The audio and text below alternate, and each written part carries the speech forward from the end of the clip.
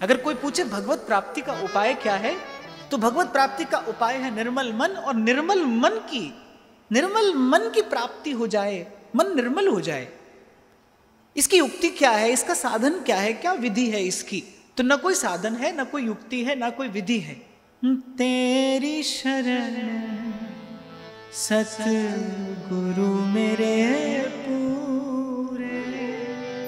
मैं तो कई बार एकांत में बैठा विचार करता हूं कि प्रभु ने सब कुछ दिया है, जीव को देते हैं, सब कुछ दिया है, सब कुछ देते हैं। और संतों के मुख से मैंने सुना है कि जो प्रभु की आराधना करते हैं उन्हें श्याम सुंदर कोटि कोटि वरदान देते हैं और अपना पीछा छुड़ा लेते हैं, लेकिन अपने चरण कमलों की अनन्या प्रेम लक्षणा भक्ति वो किसी को प्रदान नहीं करते।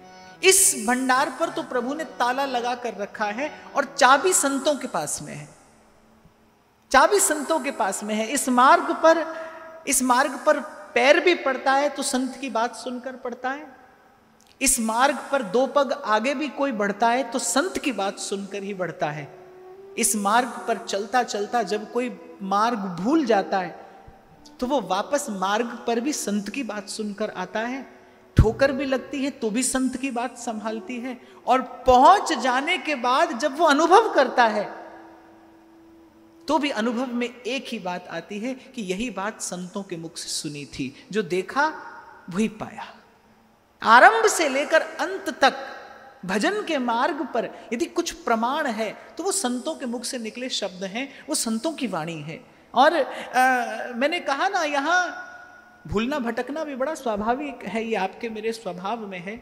कोई भूलता भटकता है तो भी संत की बात ही सन्मार्ग पर लाती है, भजन के मार्ग पर लाती है, प्रेम के पथ पर आगे बढ़ाती है। और कभी भी भूल जाओ, भटक जाओ तो मार्ग संत की बात सुनकर ही मिलता है। जहाँ से मैंने आरंभ किया कि प्रभु की अनुभूति का, प्रेम की अनुभूति का, उस परम सत्य की अनुभूति का क्या क्या उपाय है, क्या क्या विधि है, तो सीधी बात भगवान ने अपने मुख से कहा है, कुछ और कहने की आवश्यकता नहीं कि निर्मल मन जन सो मोहि पावा। एक बात भगवान ने कही, और उस निर्मल मन को प्राप्त करने की विधि क्या है? निर्मल मन को प्राप्त करने की विधि महाराज फरमा रहे हैं, तेरी शरण सतगुरु मेरे पूरे, मन निर्मल हुए संता तूरे। और एक बात आपको अपने थोड़े से अनुभव से मैं और बताऊं कि पहले भी मैंने कई बार आपसे निवेदन किया कि भले शब्द अलग अलग हों, भले जिस जाति में संत जन्मा हो वो जाति अलग हो, उसकी भाषा अलग हो, उसकी शैली अलग हो, लेकिन जो परम सत्य के निकट पहुंचा है उसने बात एक ही कही है। श्रीमद् भागवत आज से हजारों साल पहले श्रीमद् भागवत घोषणा करती है कि भाई मन को निर्मल करने की विधि क्या है। देखो, एक बात तो गांठ बांध लीजिए, ये बड़ा सीधा सरल सा सूत्र है कि मन मलिन हो तो भगवान सन्मुख भी खड़े हों तो भगवान का अनुभव नहीं होता। आप और मैं जानते हैं कि दुर्योधन श्री कृष्ण को सामने जब देखता है, आप देखिए, सच्चिदानंद आनंद कंद भगवान सन्मुख खड़े हैं, और जैसे ही दुर्योधन देखता है उसके मन में क्रोध उत्पन्न होता है, उसके मन में असूया जगती है, निंदा करने लगता है, अवज्ञा करता है, अवहेलना करता है, क्या क्या नहीं करता। इसलिए मैं तो कहता हूं, प्रेम शब्द अकेला पूरा नहीं है जब तक उसके साथ कृष्ण का संयोग ना हो। प्रेम हो, कृष्ण ना हो तो भी पतन है। प्रेम तो संसार में आप सभी को होता ही है, हुआ ही है और होता ही रहता है। प्रेम हो, कृष्ण ना हो तो भी पतन है, और कृष्ण हो और प्रेम ना हो तो भी मन खाली है, तो भी मन रीता है। इसीलिए प्रेम पूरा ही होता है जब उसका संयोग कृष्ण के संग होता है।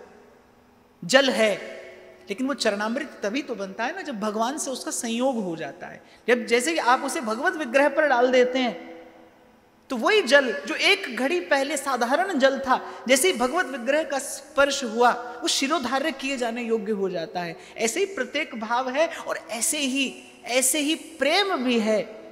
अकेला प्रेम पूर्ण नहीं है, अकेला प्रेम पर्याप्त नहीं है। प्रेम का जब तक श्री कृष्ण के साथ संयोग ना हो, प्रेम का अनुभव हो, प्रभु की सत्ता का, प्रभु की उस आनंद रूपी सत्ता का अनुभव हो, इसके लिए मन का निर्मल होना आवश्यक है। और मन निर्मल नहीं होता साधन से, कभी नहीं होता।